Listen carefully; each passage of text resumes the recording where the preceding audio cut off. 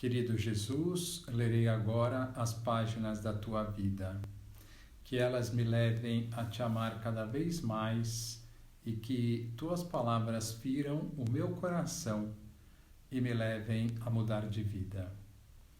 O evangelho de hoje é o evangelho de São João, capítulo 6, versículos 16 a 21. Ao cair da tarde, os discípulos desceram ao mar. Entraram na barca e foram em direção a Cafarnaum, do outro lado do mar. Já estava escuro e Jesus ainda não tinha vindo ao encontro deles.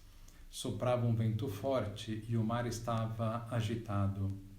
Os discípulos tinham remado mais ou menos 5 quilômetros quando enxergaram Jesus andando sobre as águas e aproximando-se da barca. E ficaram com medo. Mas Jesus disse: "Sou eu, não tenhais medo." Quiseram então recolher Jesus na barca, mas imediatamente a barca chegou à margem para onde estavam indo. Palavra da salvação, glória a vós, Senhor. Vamos olhar para Jesus. Vemos aqui outra cena de Jesus em torno ao mar da Galileia. O Evangelho não diz, mas por outros evangelistas sabemos que Cristo estava rezando num monte junto ao mar da Galileia. Os apóstolos entraram na barca e foram em direção à cidade de Cafarnaum. Era o final da tarde. Cristo aproveitava o final da tarde e o começo da manhã, de madrugada, para rezar. Tão bonito ver Cristo sentindo a necessidade de rezar. E rezava muito. Às vezes ia do fim da tarde até altas horas da madrugada. Também é bonito ver Cristo preocupado com os seus. Vendo o mar agitado, vai ao encontro deles para acalmá-los. Jesus está sempre junto de nós, principalmente quando o mar da nossa vida está agitado, quando estamos passando por uma grande dificuldade, quando estamos carregando uma grande cruz.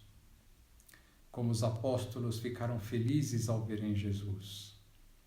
Era verem Jesus e perderem o medo de tudo. Eu sinto a presença de Jesus em todos os momentos da minha vida, em todas as horas do meu dia. Se um bom pai já não deixa seus filhos abandonados, imaginem Cristo. Hoje ficamos de falar sobre a Igreja, sobre quando os ensinamentos do Papa, bispos e sacerdotes são assistidos pelo Espírito Santo e quando não são. Como dissemos, a Igreja é divina e humana. Sendo divina, é santa e nunca errará.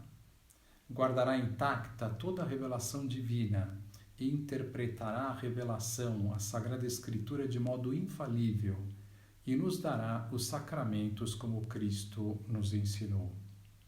Mas Cristo quis que fosse só nisso que fosse santa e infalível, pois esta é a essência da Igreja, a essência dos meios para alcançarmos a salvação. E nestas coisas estará sempre assistida por Deus. O que precisamos para a salvação e para alcançarmos a santidade são os seus ensinamentos e a graça que nos vem de modo especial nos sacramentos. Tirando isso, Deus não a quis santa e infalível. Por exemplo, umas palavras do Papa ditas numa entrevista, uma decisão de falar com determinada autoridade civil ou de não falar, as palavras do Papa numa homilia, o comportamento do Papa, dos bispos, sacerdotes, etc., não gozam de infalibilidade. É lógico que nós esperamos deles, dos representantes de Cristo, a santidade. Porém, infelizmente, eles também podem ceder à tentação do demônio. Por isso, precisamos rezar muito por todos os representantes da Igreja. A infalibilidade, a assistência do Espírito Santo para que o Papa, os bispos não errem, só se dá no âmbito da afirmação da verdade e não no âmbito do comportamento. E mesmo assim, só em situações bem excepcionais. Para sabermos mais sobre isto, vejamos o que diz o Catecismo da Igreja Católica. Aliás, esta é a fonte segura da Igreja de todas as verdades de fé. O Catecismo Oficial da Igreja compendia todas as principais verdades de fé. Toda vez que tivermos uma dúvida, o primeiro material a consultar deve ser o Catecismo. Então, diz o Catecismo sobre a infalibilidade. É o ponto 891.